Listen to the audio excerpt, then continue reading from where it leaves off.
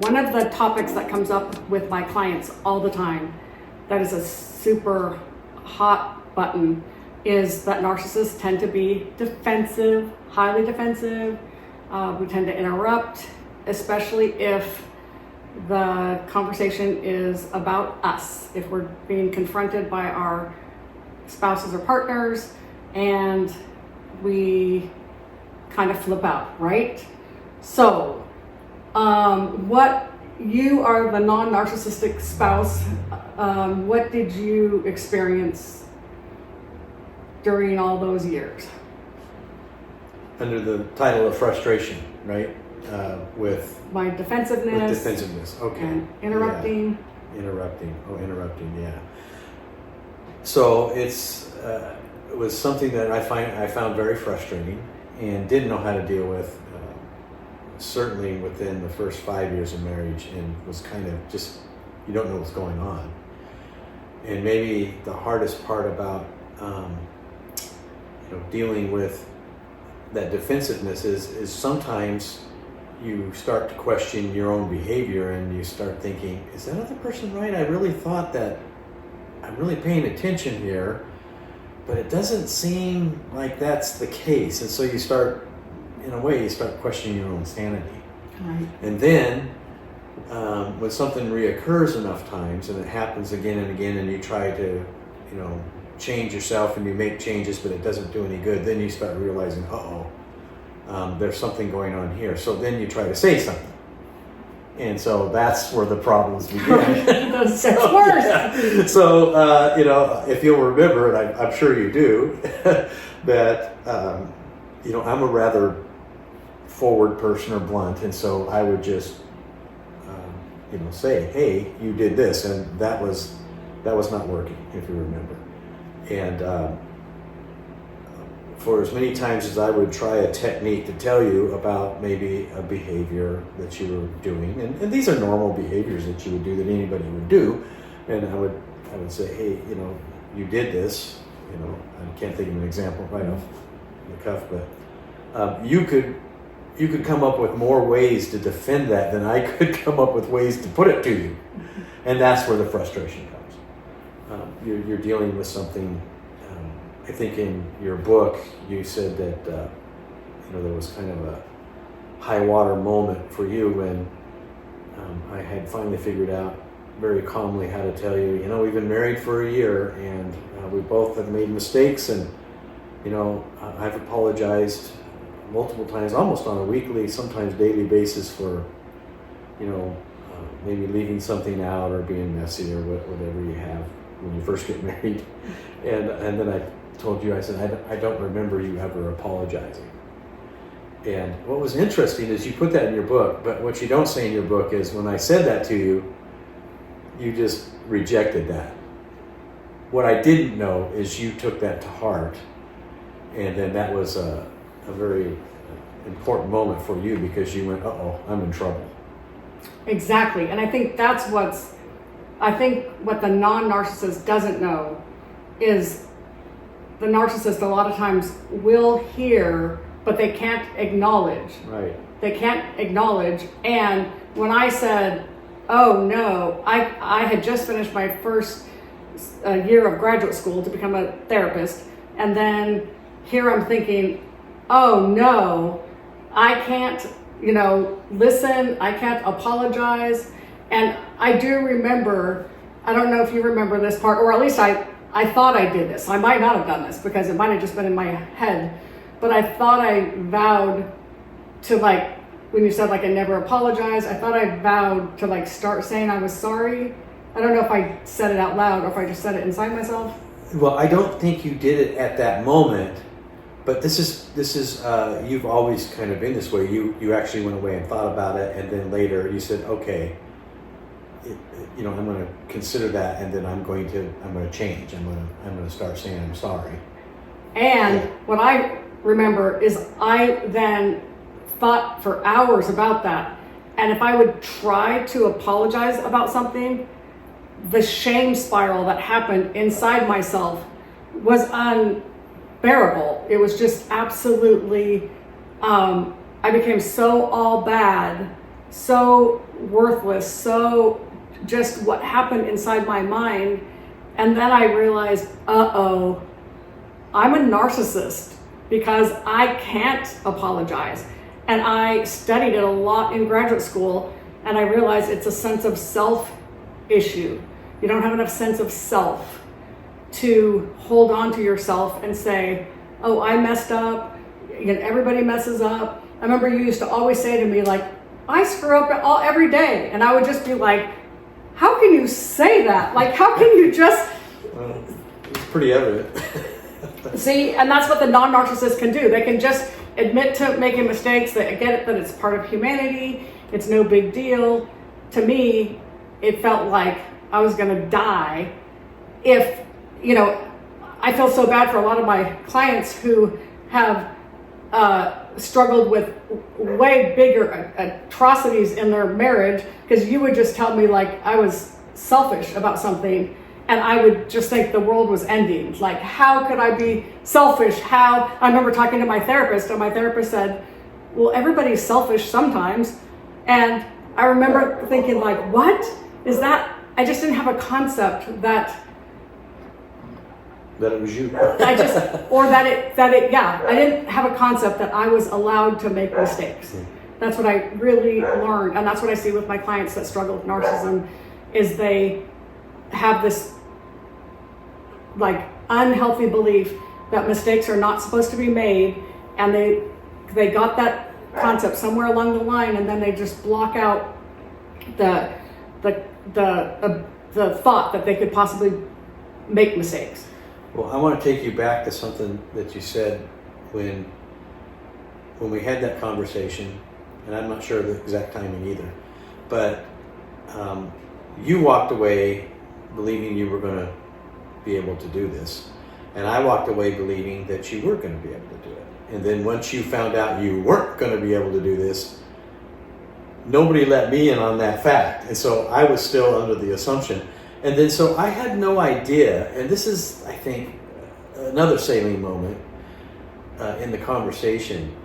I had no idea to the extent that you had self-loathing.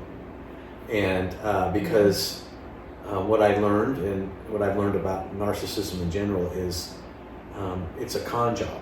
And so you were able to operate with a great deal of shame without letting me know. And had I have known, if you think about going back and going, boy, would I do things differently? Boy, wouldn't I? And, I would have, I would have dealt with it so much differently, because if you came back and did the same behavior again, I interpreted that wrongly, based upon the response you were giving me, because you basically were saying, I was defending it. I'm not ashamed about this. That was the last thing you ever wanted to reveal to me. So you would, with a variety of different techniques, you would go to battle. Mm-hmm. And so what would I do? I would go to battle, and so we would have a debate. And it's very difficult to debate a narcissist, because you're never going to get any points across. So that's a lot of wasted energy, probably 8 years worth for me, before I went, oh, this isn't working. And there was a lot of ways that you could go about having these debates, and I tried everything. But it wasn't until I understood your heart and was way different than your actions. And then, as everybody has narcissists in their life, as I began to become aware of this, and then you look at other narcissists, and once you see it, you can't unsee it. Mm-hmm. It's very shame driven, and so anyway. Yeah, exactly. But it's frustrating. But yeah, and what's really frustrating to the non-narcissist, when I hear my clients talk from Danny's perspective, because the person's coming across as completely self-righteous, and I remember one time, I tell my clients this all the time, that one time I went to defend myself, and Danny stopped me and said, hold on, you have 4 times very eloquently restated your position, and now you're going to try to launch into a 5th time. He's like, I just want you to know you're very clear. I completely understand everything you're saying, and I don't agree with you, and I don't have to agree with you. And I remember just being stopped in my tracks, going inside myself. Again, I couldn't say this to him. If I was a healthy person, I would have said, wow, how strange that I'm just thinking you have to agree with me. But inside my head, I was like, what? Wait, you don't have to agree with me. And then I was like, wait, he sounds healthy. Why would I be expecting that he has to agree with me? I was totally blown away that I was like, yes, that's exactly right. Like, I want to keep talking until I get him to change his mind. And again, I understood narcissism enough. I was like, cha-ching, that's like another check mark. And again, this is what's hard for the non-narcissist, is they don't realize the person is defending their very existence. The narcissist feels like they're going to die if they're exposed. Because they internalize that they're not supposed to make mistakes. They just feel like they can't. It has to be another reality, and your own mind rearranges the reality. And that's what a lot of times people don't realize is, I never felt like I was ever lying to you. My brain would just, these are unconscious defense mechanisms, my brain would just come up with, but that's why sometimes I think you would then be like, well, let me take a look at that, because healthy people will do that. If somebody makes a good argument, healthy people will go, well, you're right, maybe it was me, or maybe that part of it was me. Well, more often than not, I would actually do the wrong response. Thank you for giving me all that credit. I also learned in making that statement to you is you don't have to agree with me, I don't have to agree with you, as I also would tell you, and you know what? You don't have to agree with me. We just both have to be heard. Now that sounds simple, and it sounds like somebody should get that, but boy, I had to say that a lot of times and stick with that for years before you went, you know what? It's okay if we don't agree on this. And let's just go about our day and let's not let this spoil it. So that was always a sort of a challenge. But one of the things I want to get back to, a lot of the times my response was to engage in a fruitless argument and to buy into the defense, to defend my position, because especially if I knew I was right. And so I wasn't taking my own medicine on that necessarily. So the non-narcissists get dragged into these endless battles, and it's a smokescreen. It's to divert you from the real issue, and oftentimes it's really difficult to get at what the real issue was. Years later, and even now, if because nobody's perfect, we all have these tendencies that you could quote say are narcissistic. But if I feel like you're having a shame issue, boy, I get on the double and just say, hey, you know what, I'm really sorry. What did I do to trigger that, or whatever I've done to trigger that, and I just try to, get right in there and reverse that. And now you trust me, and so, but I don't get into the argument because it's fruitless, and it's easier said than done, because the narcissist actually wants you to engage, because if we engage, then we don't get to the real issue. Right. And the real issue, I remember, again, the real issue is shame.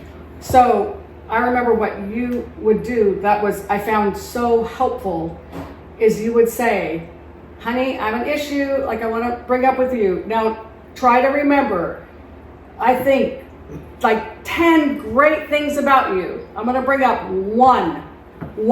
Can you try in your mind to hold on to the 9 other things? And you would like list them for me, like all these attributes I have, how happy you were with the marriage in all these different ways. but in this one way, you wanted me to work on changing.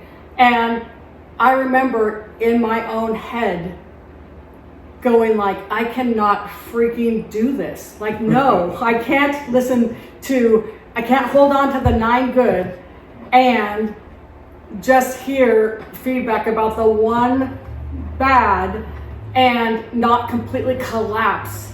I collapsed, and you hear about the narcissistic collapse. I would collapse into and then I might say something like, oh great, now I'm the worst wife in the world.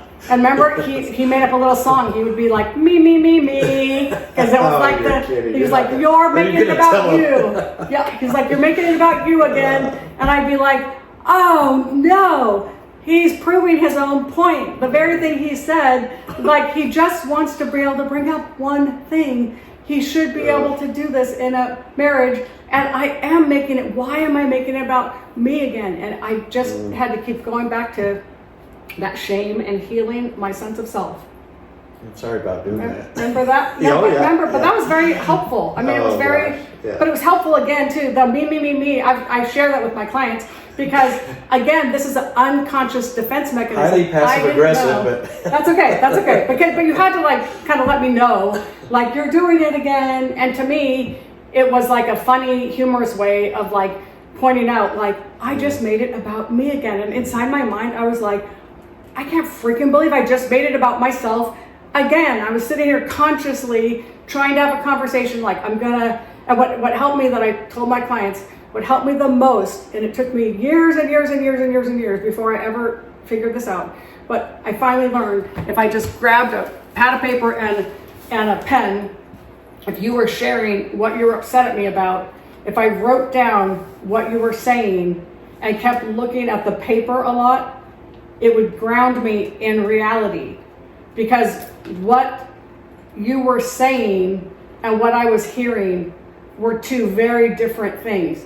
I remember like you would share something and I would be like, oh great, well you're just shaming me or you're mocking me and I remember just the shocked look in your eyes of like, what? And then he has a memory of an elephant. He can literally go, okay, can I just replay for you what I think just happened? And I'm like, sure, go ahead. And then he would just be saying exactly what he said. And then I would be like, how the frick did my head hear like this shame and this condemnation? So that's where I learned if I wrote down what he was saying and I kept looking at the paper, it would ground me into like, I'm not being shamed. I'm not being, it would kind of help ground me to reality. Yes, I probably never told you that. No. There's so much. I thought she was writing down and kind of loading her gun to shoot back. Nope. It wasn't. Oh, well. No, See, and this is the funny part. So much he learns from like hearing it in my video series or hearing it in the book. He's like, oh, I guess, again, I struggled with vulnerability, so I guess I never even told you that's why. Okay, well, see what you learn. See? It's wonderful. There we go.